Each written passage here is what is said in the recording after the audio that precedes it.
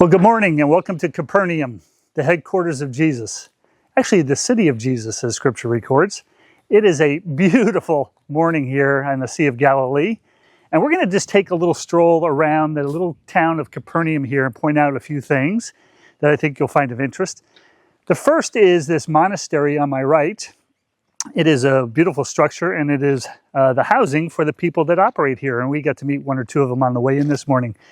And as we head over toward the Galilee, it is a beautiful, flat, clear lake this morning.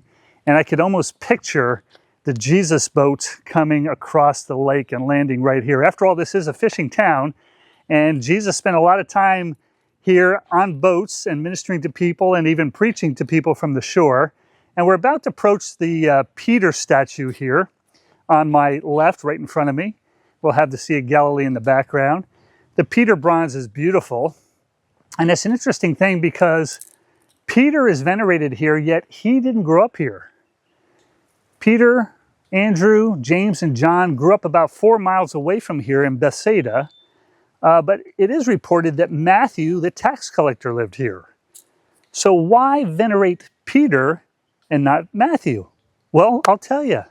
And it has to do with the story that we shared yesterday from Caesarea Philippi, now called Banias. And that central question that Jesus asked his disciples at that place. He took them to this place where the pagans are sacrificing their children to the gods of Pan. They're throwing their children into the gates of hell.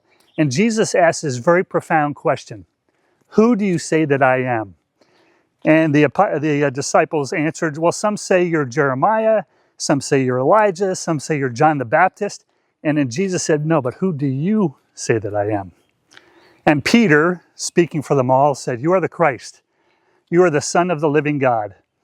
And Jesus responded, blessed are you, Simon Bar-Jonah, for this has not been given to you by man, but from my Father in heaven. Also I shall call you Peter, and on this rock I shall build my church. Now, when Jesus said that, was he saying on this rock, meaning himself? Was he saying on this rock, meaning the testimony of his word? Or was he saying on this rock, Peter, I shall build my church?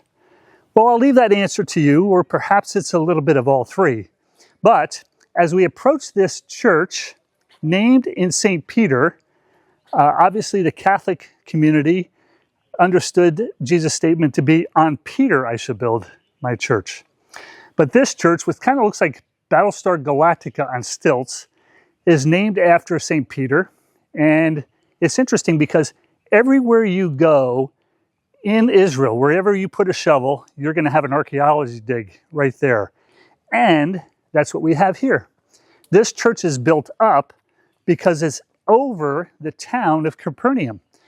And some Christian testimony witnesses say that it's actually built over the house of Peter. I'll leave that to you as well. But this church is unique in that it has a translucent floor, so you can go up into it and actually look upon the dwelling structures underneath.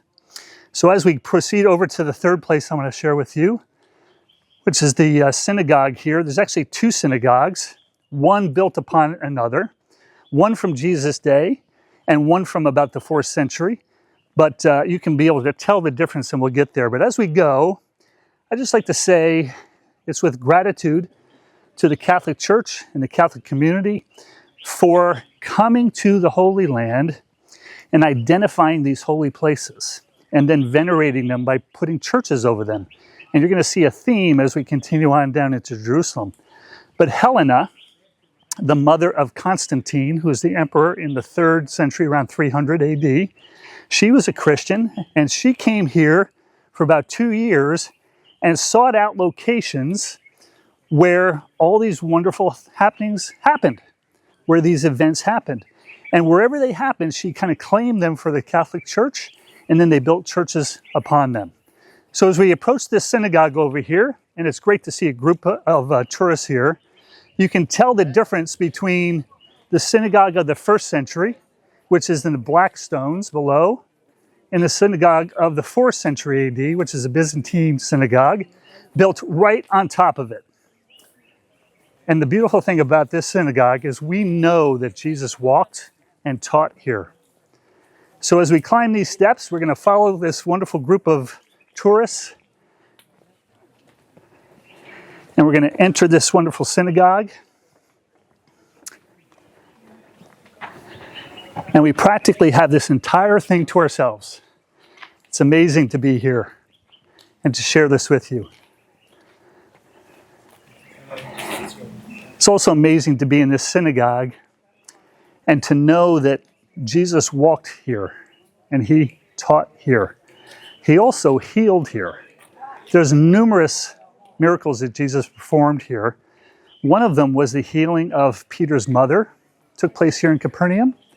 Another is the healing of the paralytic who was lowered through the ceiling of his home here. And lastly is the healing of the Roman centurion's guard. The faith of who Jesus said, no one in Israel has faith such as this. So this is all took place here in Capernaum.